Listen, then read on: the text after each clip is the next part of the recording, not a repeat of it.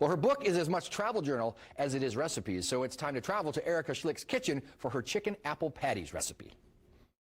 Hi there! Today I'm going to be showing you how to make my chicken apple patty recipe from my cookbook Wandering Palate.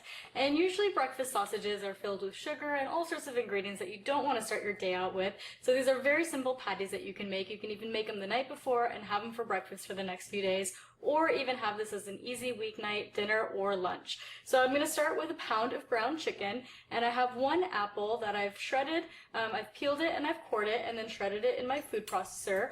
So you're going to go ahead and add that into our meat, and we're going to add in some of our seasoning. So I have 1 teaspoon of onion powder.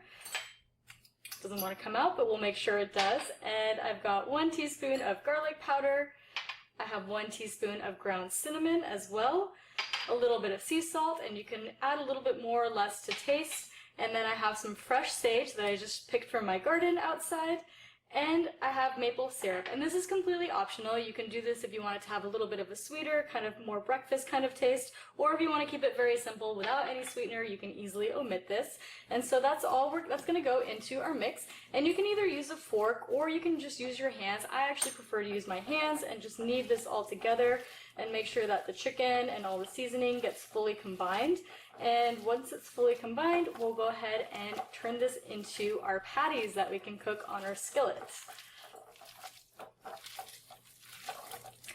Alright, our meat has been fully combined with all our spices and our apples, and we're going to go ahead and start forming our patties. And I like to just use my hands for this as well. So you just grab a little bit of the meat and you can roll it into a ball and you can press it into a patty shape, and that's it. And you just go ahead and go through all the meat that we have here, and we'll just go ahead and form all these patties. You should get about 6 to 8 depending on what size you make, and it's up to you if you want to make them smaller 2-inch patties that are easier for breakfast to serve with some eggs, or if you want to do a little bit larger one if you're going to be having these for lunch.